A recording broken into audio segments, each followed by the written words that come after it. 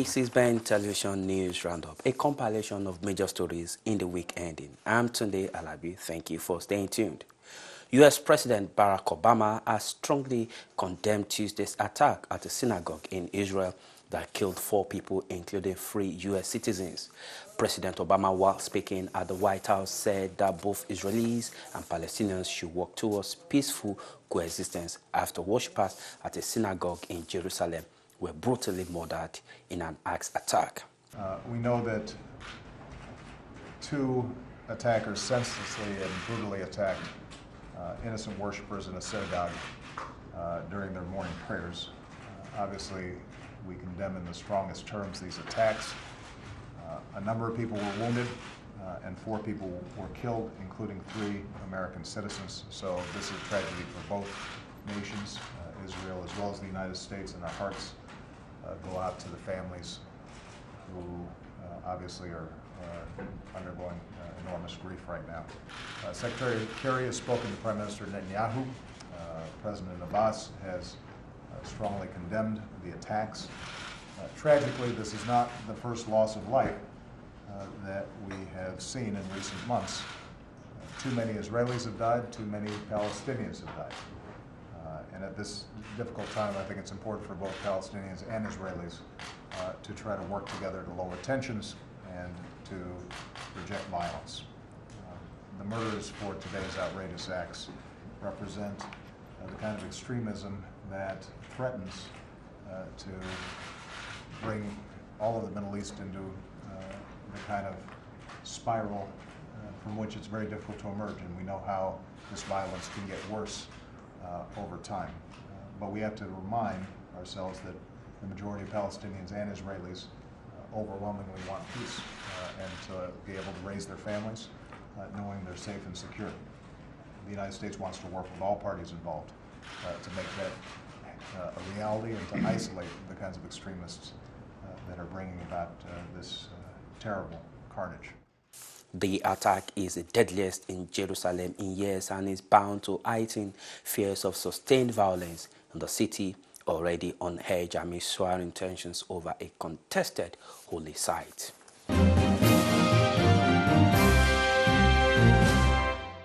The McKinsey Global Institute has said the worldwide cost of obesity has risen to be the same as smoking or armed conflict and greater than both alcoholism and climate change.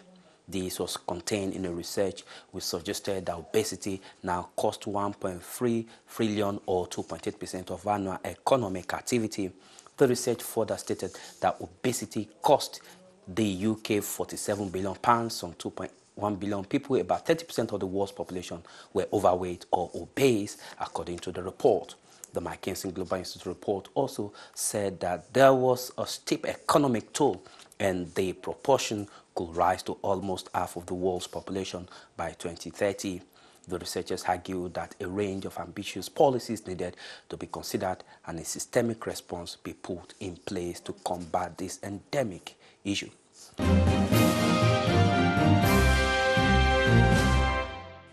The World Health Organization (WHO) has said the toll in the Ebola epidemic has risen to 5,420 deaths out of the 15,144 cases in 8 countries, with transmission of the deadly virus still intense and widespread in Syria alone. WHO in its latest update showed figures through November 16 represent a jump of 243 deaths and 732 cases since those issues last Friday, and cases continue to be underreported. It said that Syria alone, a former British colony, confirmed 533 new cases in the week to November 16, accounting for much of the increase. It also reported 63 deaths since last Friday. WHO said that much of the increase was driven by intense transmission in the country's west and north. The capital, Freetown, which accounted for 168 new confirmed cases, and nearby Port Loko were particularly hard hit. Meanwhile, U.S. President Barack Obama reviewed the U.S. involvement in the fight against Ebola and said the U.S. will increase its involvement. Obviously, some of the attention on the crisis has ebbed over the last several weeks, but the challenges remain. We have seen most recently Dr. Martin Salia, a surgeon who contracted Ebola in Sierra Leone. He was flown back to the United States, to the Nebraska facility to try to get treated. Unfortunately, he was already in critical condition and sadly passed away early Monday morning, so our thoughts and prayers are with his families. Beyond this tragedy, though, we've established that when Ebola is promptly diagnosed and treated, then we have a great chance of curing it. Of the 8 patients who were treated promptly in the United States, all 8 have recovered. They are Ebola-free and they are back with their families. And after the first incident of Ebola in Dallas and the unfortunate passing of Mr. Duncan, we promptly acted based on some of the lessons that were learned from Dallas. We put in place new protocols for protective gear for our health workers. We ramped up our training and outreach for health workers. We've added screening for travelers to the United States. We're funneling all these passengers into 5 airports, and we put in place rules for public health workers to monitor travelers for 21 days after they arrive here. As we saw in New York with Dr. Craig Spencer, one of the courageous health workers who has voluntarily traveled to the region to try to fight this disease, our efforts to identify, isolate, and then treat Ebola patients can work. America has proven that it can handle the isolated cases that may occur here. But as long as the outbreak continues to rage in the 3 countries in West Africa, Liberia, Sierra Leone, and Guinea, this is still going to be a danger, not just for America, but for the entire world. We are nowhere near out of the woods yet in West Africa. The good news is in parts of Liberia, our efforts, both civilian and military, are really paying dividends, and we are seeing the curve bending so that we are on track with diligence dealing with the hot spots that may still reemerge to actually get a handle on that disease. We're still seeing an increase of cases in Sierra Leone, although our British counterparts are doing an excellent job working with us and the international community to coordinate the situation there. In Guinea, the numbers are lower than in Sierra Leone or Liberia, but they're often in very remote areas that are hard to reach, and some of the international coordination still needs to improve. The bottom line, though, is that we know how to treat this disease, given that it has emerged as such a large, significant outbreak in these areas. And we recently saw some cases in Mali.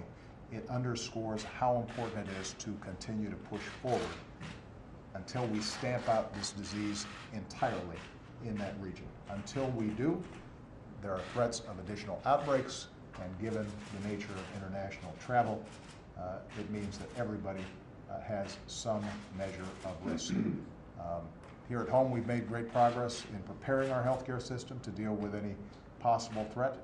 Our scientists continue to make progress with vaccines and treatments, but we've got plenty of work to do. So all of this means that although we should feel optimistic about our capacity to solve the Ebola crisis, we cannot be complacent simply because the news attention on it has waned. We have to stay with it, and that's why I'm calling Congress to make sure that it approves before it leaves the emergency funding request that we put forward to respond to Ebola both domestically and internationally. The funding is going to help us strengthen our domestic health systems so that we can respond to any future cases that may arise in the United States, wherever they might happen. It's going to devote much needed resources to sustain our efforts in West Africa.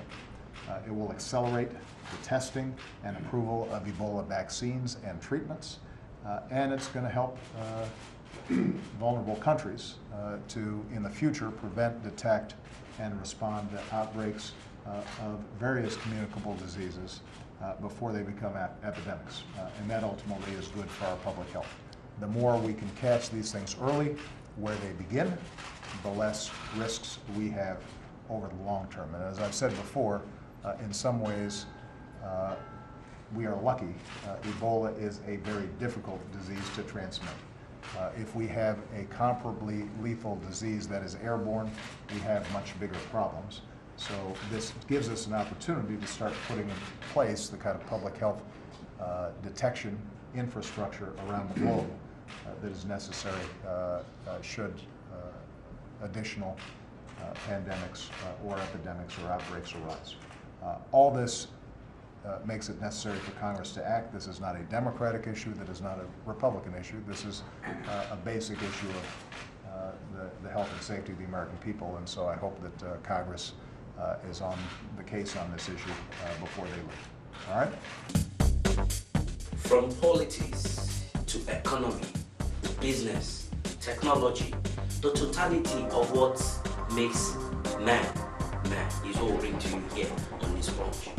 We give you the information that you need, from business to economy to politics to technology.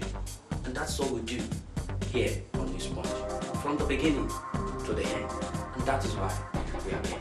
Keep watching this Punch from Ben Television. And today, I'll be your host.